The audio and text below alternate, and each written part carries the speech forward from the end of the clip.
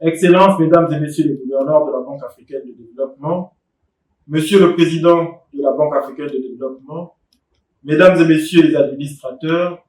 Mesdames et Messieurs en vos grades, rangs et qualités. Au moment où la Banque africaine de développement célèbre ses 60 ans d'existence et tient sa 59e session des conseils des gouverneurs dans cette belle ville de Nairobi, l'Afrique tout entière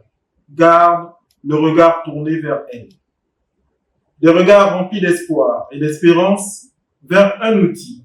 qu'ils souhaitent entièrement tourner vers la réalisation de leurs rêves, à savoir une nourriture abondante et de qualité, un accès équitable à la connaissance, un tissu industriel créateur d'emplois, une prise en charge complète de leurs besoins primaires, un retour valorisant de l'exploitation de leurs ressources premières, un accompagnement judicieux dans leur stratégie et politique économique, financière et sociale. L'Afrique, avec sa population jeune et déterminée, est à ce rendez-vous afin de se concerter sur les meilleures opportunités qui s'offrent à elle pour le financement de son développement, notamment à travers une réforme de l'architecture financière mondiale. En effet, au moment où cette architecture financière mondiale contraste de plus en plus avec la réalité et les besoins de notre temps, la rendant presque inefficace face au changement climatique, aux inégalités de toute nature, aux marchés financiers vulnérables et aux changements démographiques, technologiques et économiques, la Banque africaine de développement se doit de se tenir aux côtés des pays africains pour apporter son appui et son expertise. Le thème de cette année,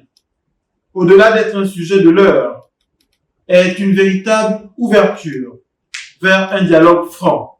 au regard du nombre de plus en plus élevé d'États qui se retrouvent en situation de surendettement et peinent ainsi à investir dans les secteurs fondamentaux tels que la santé, l'éducation, les infrastructures de base et accusent de ce fait un retard considérable dans leur transformation.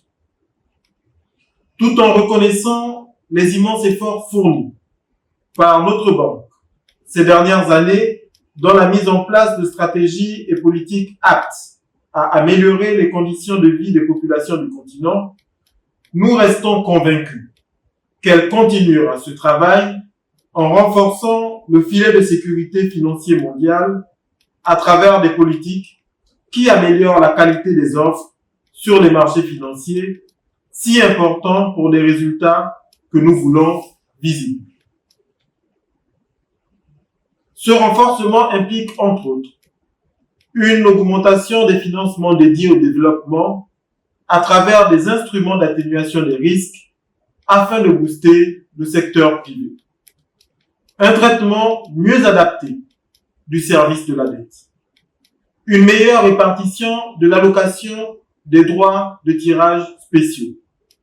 Une amélioration dans la réponse proposée face aux crises financières.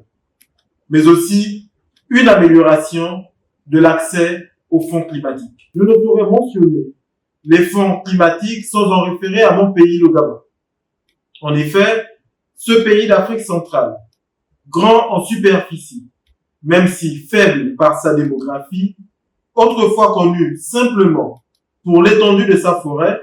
est désormais connu pour son engagement à utiliser cette forêt de la manière la plus noble possible et la faire ainsi participer au développement harmonieux du pays. Le Gabon, qui souhaite désormais que ses efforts dans ce domaine lui ouvrent un large accès aux fonds climatiques afin que les efforts de la forêt gabonaise ne soient plus juste un réservoir pour le bois et l'exportation ou encore pour les espèces animales, mais une véritable réserve pour l'industrialisation et un lieu où la conservation deviendrait une opportunité. Devant l'ampleur de ces défis, la Banque africaine de développement est donc attendue et encouragée dans l'amélioration de ses offres de services. Les pays africains comptent sur elle pour les accompagner dans le renforcement de leur politique en matière de gestion des finances publiques, de promotion de la transparence, de création d'environnements favorables à l'entrepreneuriat privé, de lutte contre la corruption et d'amélioration de mobilisation dans leurs ressources internes. La mise en œuvre de ces différents programmes nécessite une accélération dans le traitement des dossiers. Aussi, terminerai-je mon propos en invitant la Banque africaine de développement à mettre un accent particulier dans l'amélioration de ces outils de mise en œuvre pour la réalisation diligente de ces programmes et projets si utiles pour la transformation de l'Afrique. Je vous remercie.